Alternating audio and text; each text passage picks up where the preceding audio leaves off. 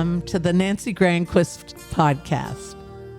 I'm so excited to be with you, and I hope you can hear my appreciation and thankfulness for you to join with us on today's episode. We are still discussing redefining beautiful for woman as the image bearer of God.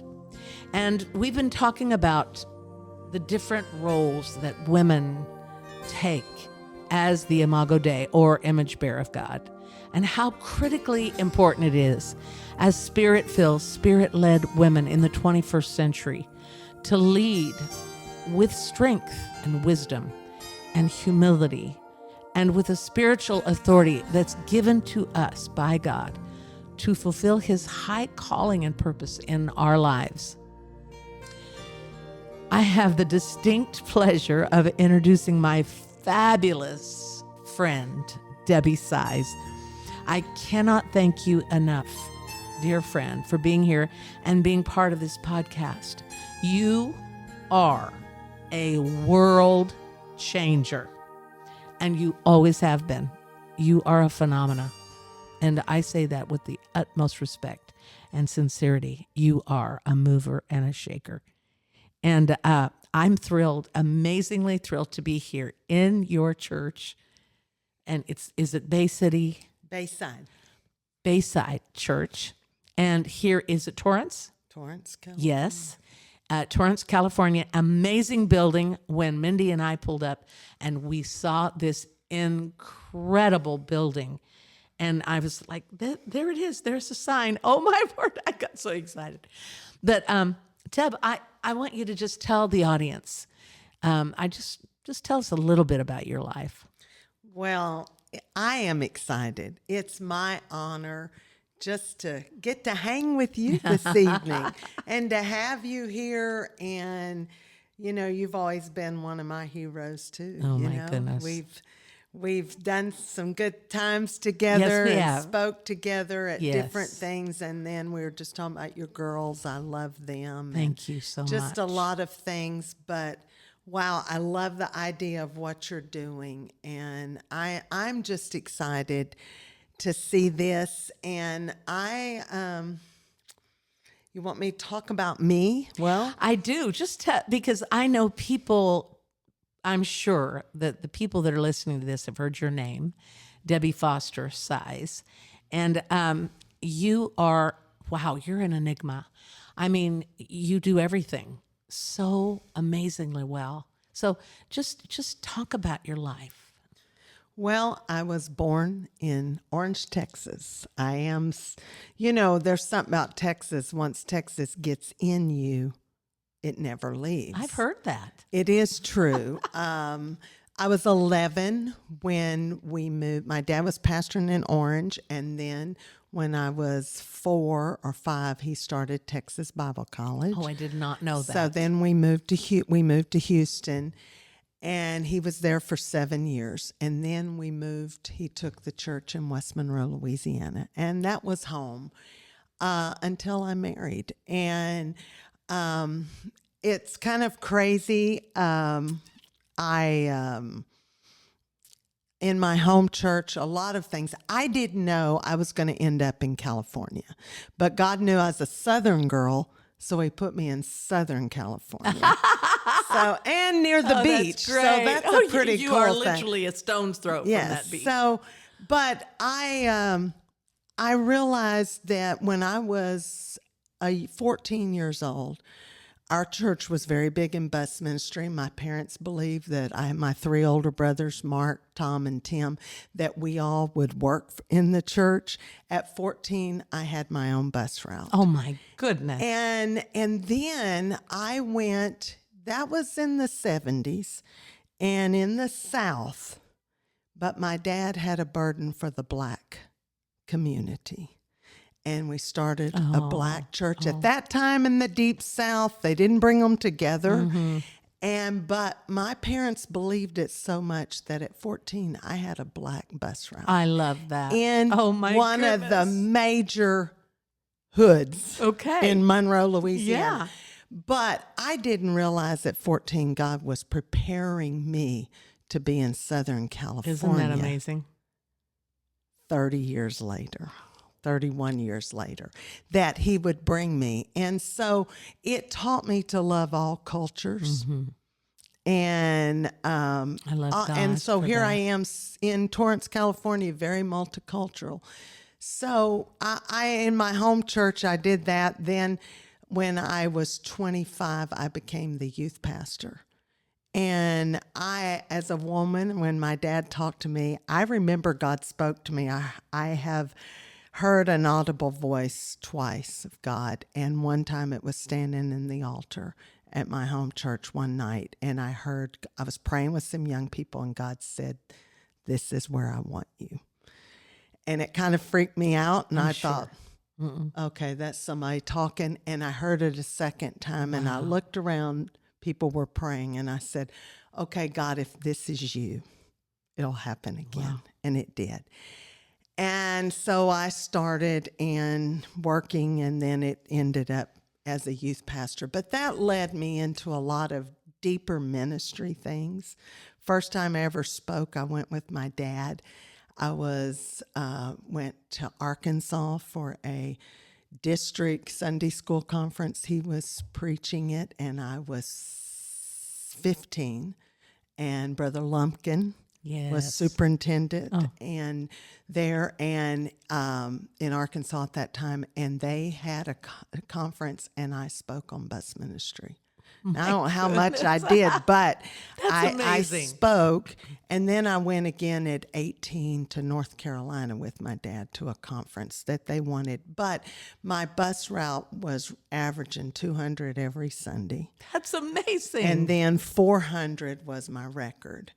But it taught me so much about souls every Saturday. That's what I knew. So, and then it prepared me to when I became a youth pastor. And I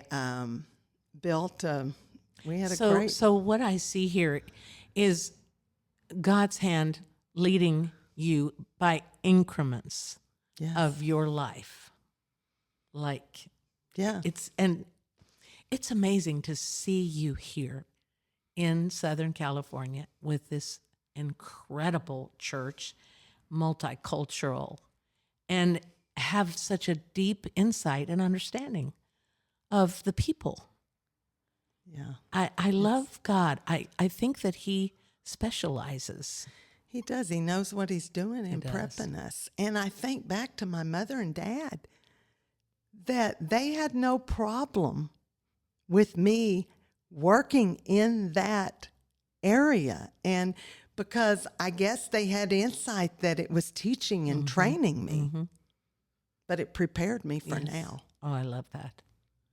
This was an amazing insight right now into your life. I did not know any of this. Yeah. Thank you for sharing. Well, it just kind of came. I didn't know that I would. So you were 45 when you met your husband. Actually, I met him a couple of years before. Okay. But, I always knew that I would marry, but I had people say, because I wasn't going to settle. Yeah. And I was about 26 or 7, and my oldest brother, Mark, his wife, Paula, said something to me that really became something I've lived by. She said, "Deb," she said, "God gives the best to those who leave the choice to him." Oh, and wow. I remember a night at General Conference. That's amazing. Yeah, it changed me. It made me realize I'm not going to settle. I had a lot of friends, they settled. Some married out of church because they didn't want to wait. Yeah. But I realized I had a call of God on my life. When I was 8 years old, Vesta Mangan spoke into my life. She's spoken in my life all throughout my life. But when I was 8, she looked at a little girl that didn't even have the Holy Ghost, and she put her arm around me, and she said, "Debbie, one day..." I'm sorry. That's all right. Go ahead. No, you're right. She said, honey, I tell you, no. She said, Debbie, one day when you get older like me, you're going to get up in front of people and you're going to preach to them just like I do. Well, that started a dream in a little girl because I believe in speaking and saying things to children because you can get Plant the something seed. going. Plant the seed. Plant the seed. She planted something. Wow. And when I was 13, I realized I had a call of God on my life.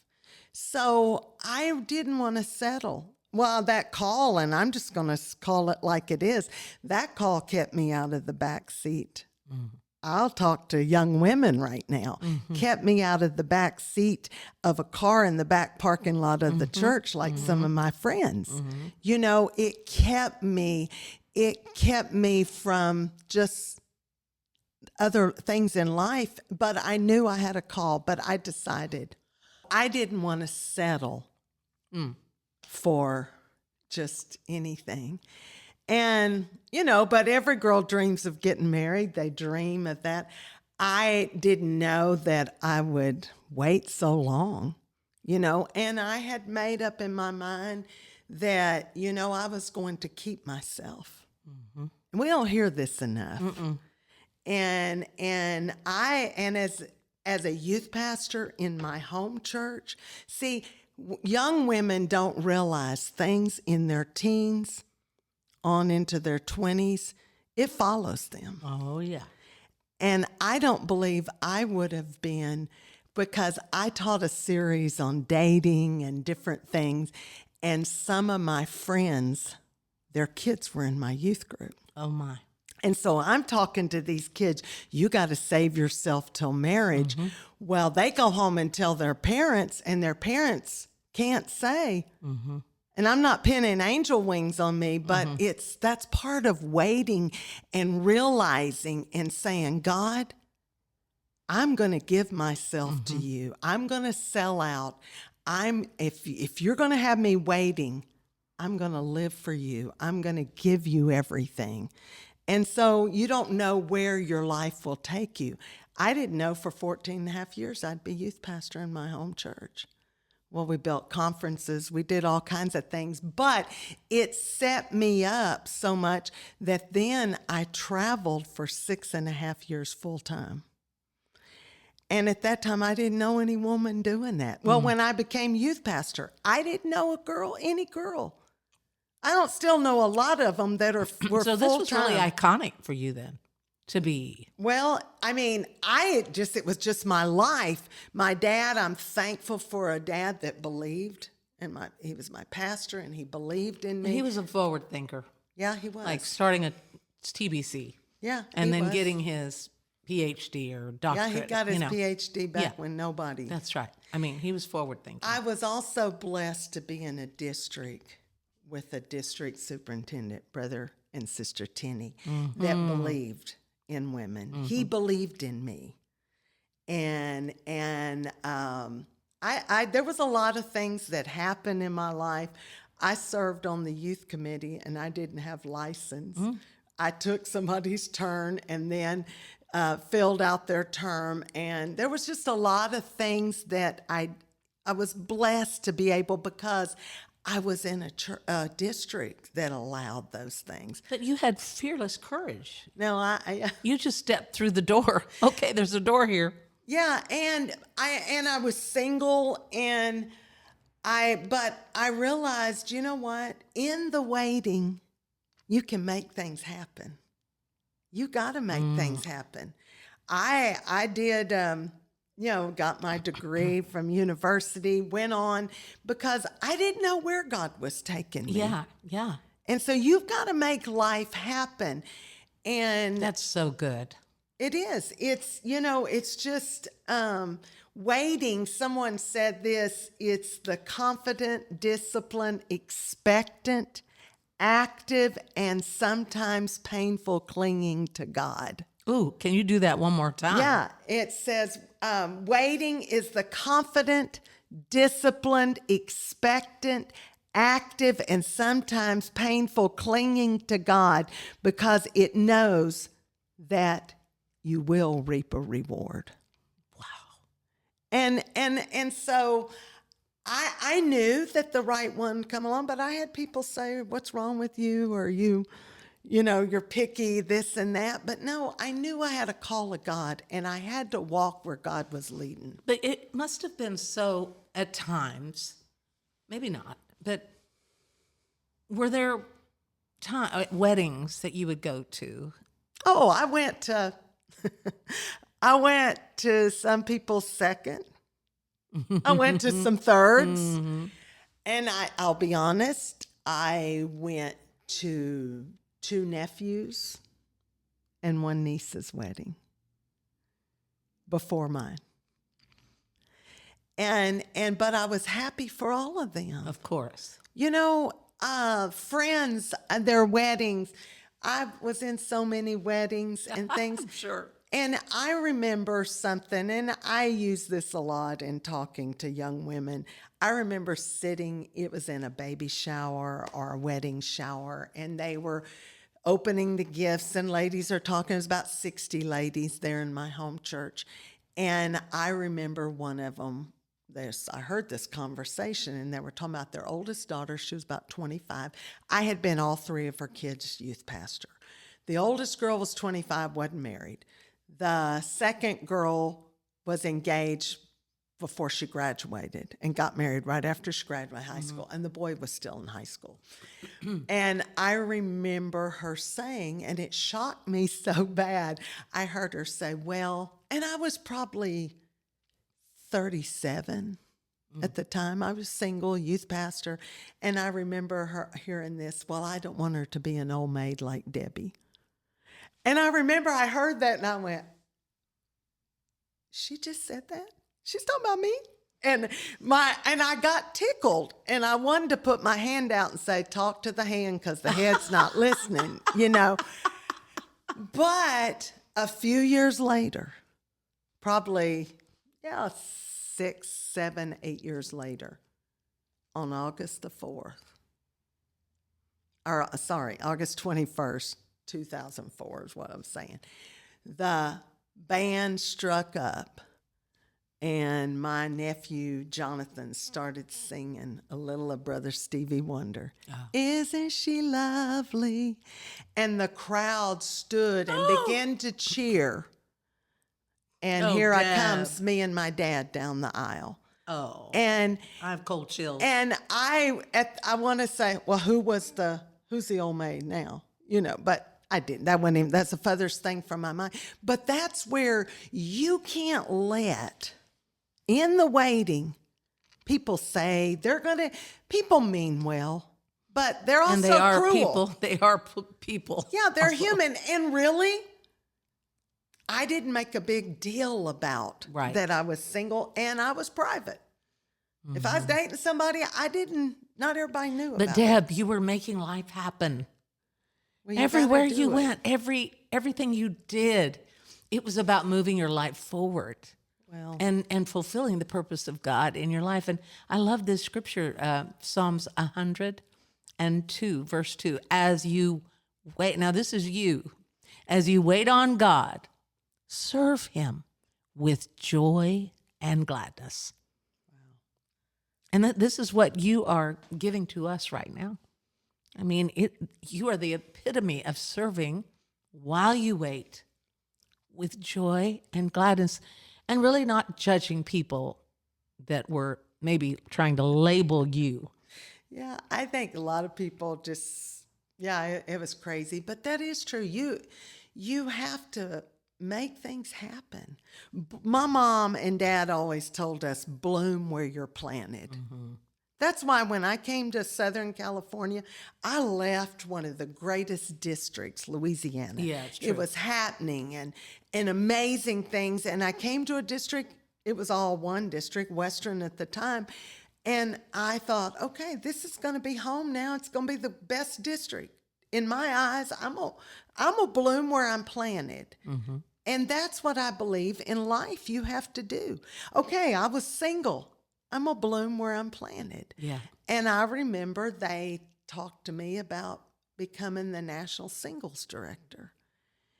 And I was already dating my husband-to-be. And had an immediate family.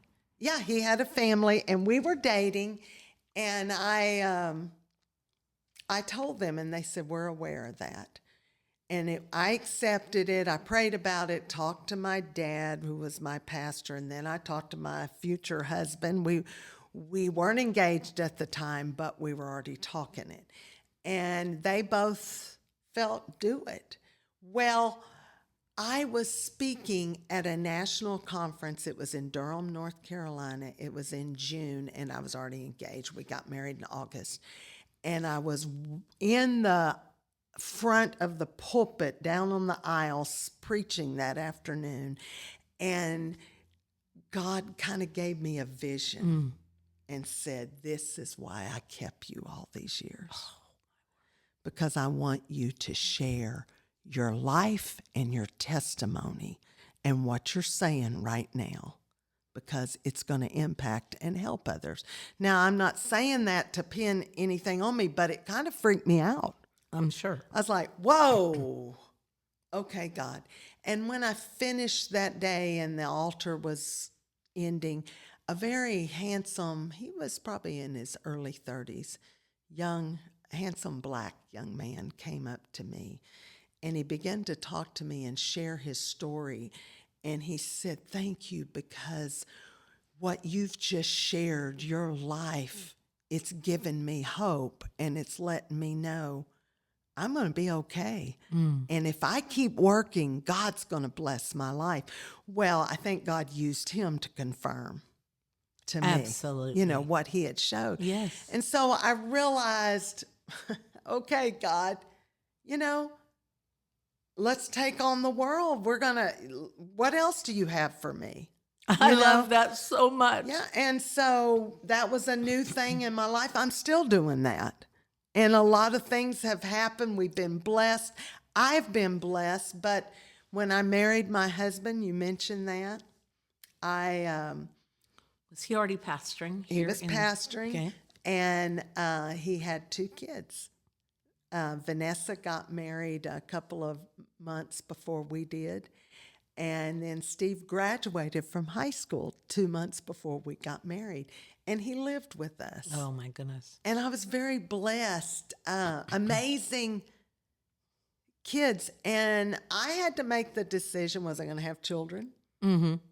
And my husband, he gave me that choice. Well, I decided I wasn't going to be in my 60s and go to my kids' high school graduation. Exactly. That's just kind of my deal. Yeah. But I was at a conference, went back after we got married to Louisiana to speak at the ladies' conference. Sister Nan Paymer preached a message, and she preached on birthing. And God spoke to me in the altar, and he said, you will not birth physical children, but you will birth many spiritual children.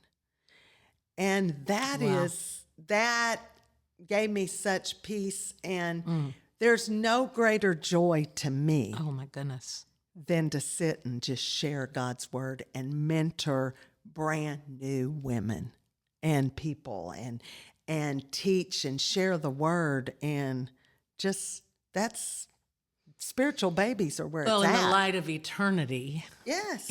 is there anything else that is as great as seeing people born into the kingdom? Nothing. Yeah. And here we are. I'm thinking, wow, God, this was worth the wait.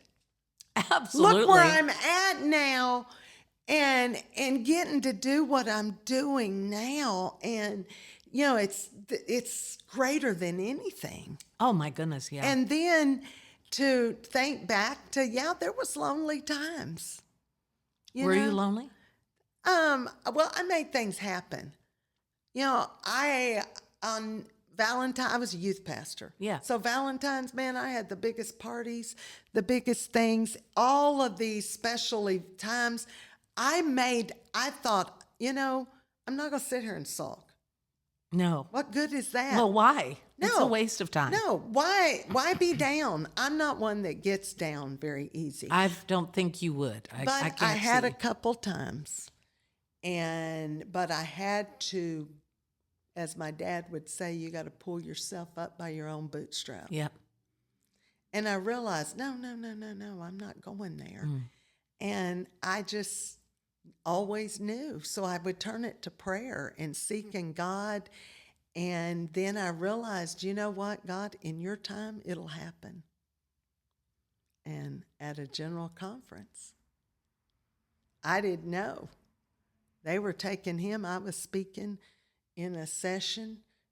Sister Haney had some women's sessions, and they were taking him around trying to find my session so he could at least see me. He said, I want to see her first. Oh, that's amazing. And, so they never found me. Oh, And so then some friends put us together, and we met and went out with about 25 other preachers on our first date. But I'm thankful. He was worth the wait. This life, 2 amazing kids now, an amazing daughter-in-law, and 2 wonderful, a 23-month-old grandson. oh, that's And a precious. 16-month-old little granddaughter. It's the best life. And an amazing church. Yeah, I mean, you are reaching this region. Well, You're reaching this region. Waiting is worth it. Mother Teresa said this, Nancy. Yesterday is gone. Tomorrow has not yet come. We only have today, and let us begin. That's amazing. And you know what? If you got to wait, make something of it. There's too much in the kingdom to get done. And you know what? Who knows? He's going to show up. I went to that general conference in Phoenix. I did not know I was going to meet him. And boom, there he was. Tall, dark, and handsome. Little salt and pepper going on. Now that he's lived with me, he's got a whole lot more salt, But it's been an amazing life. Oh, I love your narrative. It's your story is filled with trust and hope and faith. I mean, it's amazing. Well, that's what David said. Trust in the Lord with all your heart. And lean not to your own understanding, but in all your ways acknowledge him, and he's going to direct your path. And that is a promise. When you trust in God, he's going to lead you. But when you trust him enough to say, okay, God, I'll go. I mean, when I went to travel for 6.5 years, I left being a full-time youth pastor. I stepped out didn't know where the next paycheck's going to be. Traveling evangelist. And I was a woman. And at that time, there wasn't a lot of women doing that. Mm-hmm. Very unique. And I got a phone call. I was at Virginia. I was blessed to do a lot of youth camps as a youth pastor. I was at Virginia youth camp speaking, and I get a phone call in my hotel room, and it was Kenneth Haney. He was still pastoring in Stockton. Mm-hmm. And you know how his voice, Sister Debbie, Yes. And he asked me, he wanted me to come. I had spoke there and done some things for him before, but he did, and I told him later, you confirmed I was supposed to be doing what I was doing because you opened some doors. But I felt God leading. And when I was taking that step, no one knew. And I was sitting in a service. And do you remember Dan Willis? Of course. Amazing. He came and he sang at our church. Minstrel, yes. Very. He sat down at the keyboard at this on a Wednesday night, and he said, Debbie, doesn't know anything about me, what's going on. He said, I just wrote this song this afternoon, and I feel like I'm supposed to sing it for you. I have it. I still have the cassette. Wow. So, and he started singing this song, You're Going in the Right Direction. Oh, wow. That's amazing. And I'm sitting next to my mother, and I just grabbed her hand. No one knew what God was leading me. That is amazing. And then a few weeks later, I'm at Louisiana Women's Conference. I was on the Louisiana team. I helped, I always did the platform coordinator and all of that with Delisa Cox. And Joan Ewing, I had spoke that day with a couple of others, and we're in line eating over in a little area, and she's standing behind me, and she, Sister Ewing is a hero in my life, a mentor. Absolutely. She says, Debbie, while you were speaking today, she said, God told me to tell you this. While you're speaking today, I just had this vision of you going everywhere, speaking. You were going all over, everywhere, speaking. And I was like, okay, God, you're about to use her. And I started crying. I said, Sister Ewing, nobody knows, but I'm about to do that. She said, well, God just let you know. The confirmation. Yeah. So if you are making things happen in the waiting, because you only have today, so you've got to begin and bloom where you are and take that step, because in the waiting, He will lead you and He'll guide. It's such a word for our young women today. It's worth it. Not to be anxious, not to be frustrated, not to be worried, but just rest in the promises of God. He's got you. He does. He's got you. And it's worth it. I can't say it enough. I love my life. I'm just grateful. Is it more than you ever could have dreamed? Is it beyond even what you could have imagined? It is beyond. And God bless me. We just did a marriage retreat, Steve and I, this weekend. And I realized I'm grateful for the man. Oh. He is an amazing, well, he's handsome, but He sure is. He's also a man of God. And to team up together, and you know what? He believes in me. Love that. That, you go speak, you go do. You got a husband like that. I do. Yes, I and do. those men are not. And you know what? If some men are listening, you've got to allow them. Now, I'm very submitted to him. Of course. And I don't do anything without talking to him about it, Yeah. But he's usually like, yes, go. But I think that comes from a man that's secure in his place, and he knows this woman loves me. She is completely mine. And because of that confidence and security, husbands can say, baby, you go and you go big. Yeah. Or go home. That's it. Now, and I love it. You've gone all over the world. I've been blessed to go. And he's fine. Next week, week from tomorrow, we get on a plane, we fly. I'm on the Tupelo board. Yeah, Tupelo Children's Mansion. And he goes to those meetings. I love that so much. And he's fine with that. And because, of course, they do a lot for that too, but it's just... Well, his support. It's not competition. No. Because he has a lot of things he's doing. That's right. It's not, you don't compete with yourself. I mean, husband and wife. But God has given you that gift, that completion. But even before you married, you were already complete in God. You were complete in the Lord. I'm just a better woman because of him. I really am. It's wonderful. I'm blessed. I love that so much. And this church, and then our kids and grandkids, and I love life. It is worth the wait. It's worth putting your trust in Him, because I will say this again, God does give the best to those who leave the choice to Him.